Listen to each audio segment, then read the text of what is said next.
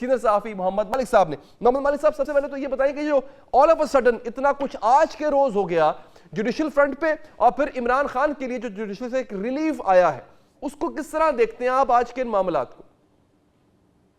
علی، chance کی بات ہے تو ادھر پہلے جب شو کر رہا تھا تو یہی بات میں نے علی ظفر صاحب سے پوچھی. میں نے کہا یار اب آج تو لگتا ہے آپ کی لاٹری نکل آئی ہے. اوپر سے چیف جسٹس سب سے بڑی خبر آپ نے چھوڑ دی. جسٹس صاحب نے جو 7 ممبر بینچ بنا دیا، اور کمیشن جو تھا انکوائری کمیشن 6 ججز کے معاملے میں، وہ تو لگتا ہے کہ اٹس اسٹل بورن چائلڈ، وہ بننے سے پہلے ہی وفات پا گیا کمیشن جو ہے. So very very interesting day indeed.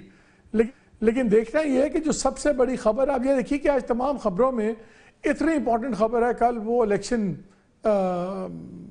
Saint کی. آپ کو بھی فکر نہیں ہے، مجھے بھی فکر نہیں ہے، میں نے بھی پروگرام میں ڈسکس نہیں کیا، تو آپ سوچیں گے کتنی آج ہائپر بول ہوا تھا. لیکن جتنے لوگوں سے میری زیادہ بات ہوئی ہے، میری اب ایکسائٹمنٹ بڑی کم ہو گئی علی، خاص طور پہ یہ 7 ممبر بینچ والی تمام چیز پہ. اب مجھے لگتا ہے کہ جو پہلے مٹی پاؤ کام ہو رہا تھا ایگزیکٹو کی طرف سے 1 ممبر کمیشن بنا کے، شاید کوئی ایسی چیز ہی ایک سپریم کورٹ کرے گی. بیکاز یہی چیف جسٹس صاحب پہلے مان گئے تھے پرائم منسٹر کے ساتھ، پہلے مانے، انہوں نے کمیشن کے اوپر ایگری کیا، انہوں نے آگے کمیشن اناؤنس کر دیا، انہوں نے بعد میں کمیونٹی نکالا، اس میں لکھا ہوا تھا کہ جنہوں نے شرط لگائی ہے ان اے وے، اور پرائم منسٹر نے وعدہ کیا کہ وہ دھرنا ججمنٹ کیس کو امپلیمنٹ کریں گے، اور اس کے مطابق نیسیسری اتھارٹیز کو ڈائریکشنز دیں گے کہ ان کا عمل درآمد کیا جائے، لیجسلیٹو ایکشنز لیے جائیں، سب کچھ جس کا ذکر بھی نہیں کیا لا منسٹر نے. سو ہو سکتا ہے وہ ڈفرینسز ہوں. اور پھر جب پبلک ریاکشن آیا میڈیا میں، سوشل میڈیا میں، پھر ایکیڈیمک سرکلز میں یا پڑھے لکھے لوگوں کا، تو شاید چیف جسٹس صاحب گھبرا گئے، انہوں نے 184(3) کر دیا، سو موٹو کر دیا. یہ کمیشن پہ اگری کر کے بعد میں سو موٹو کرنا سمجھ نہیں آتی. 7 دن بعد، پہلے دن سے سارے کہہ رہے تھے آپ سو موٹو لیں، بینچ بنائیں.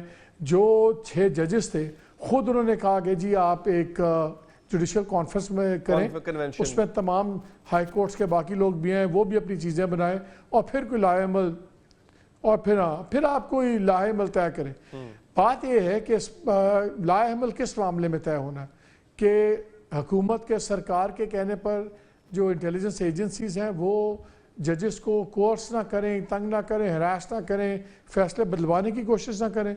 تو اگر اب آپ نے ڈائریکشنز لینی ہے کہ پالیسی میٹر، تو جس ملک میں ایک ورڈکٹ امپلیمنٹ نہیں ہوا، دھرنا کمیشن کا، دھرنا کیس کا، اس کا تو فیصلہ پڑا ہوا 2017 سے، جس کا ذکر بھی ہوا یہ سپریم کورٹ کے اعلامیے میں.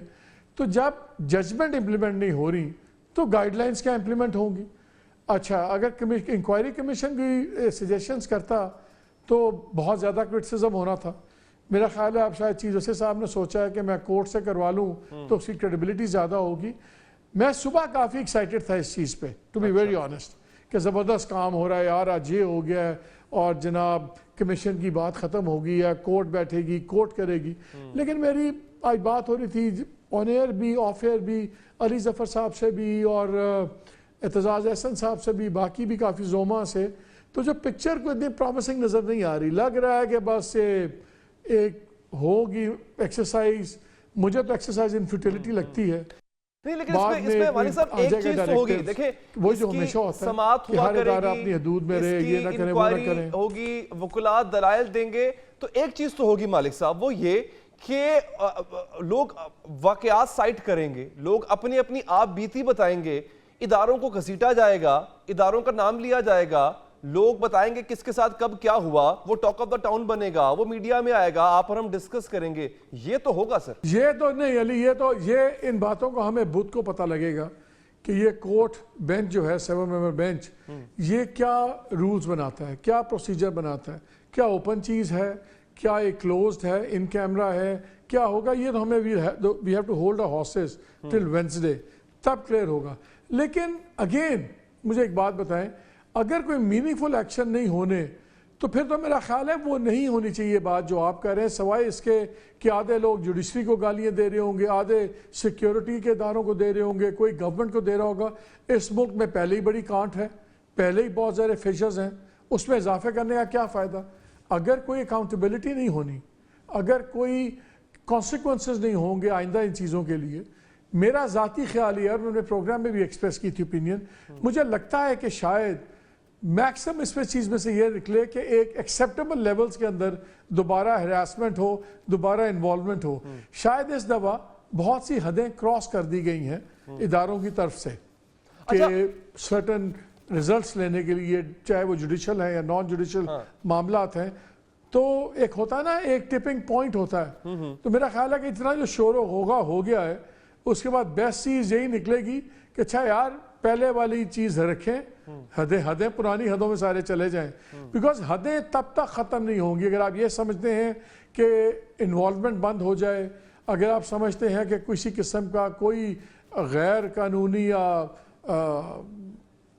انٹرسٹ موٹیویٹڈ ایکشنز بند ہو جائیں، تو وہ تب ہی ہوں گے اگر اکاؤنٹیبلٹی ہوں گی اور سزائیں ہوں گی. اچھا یہاں اس ملک میں ہر کوئی ریڈ لائٹ بھی کاٹتا ہے، یا ہر کوئی فیملی بٹھا کے اشارہ بھی کاٹتا ہے، کیونکہ کانسیکوینسز نہیں ہیں.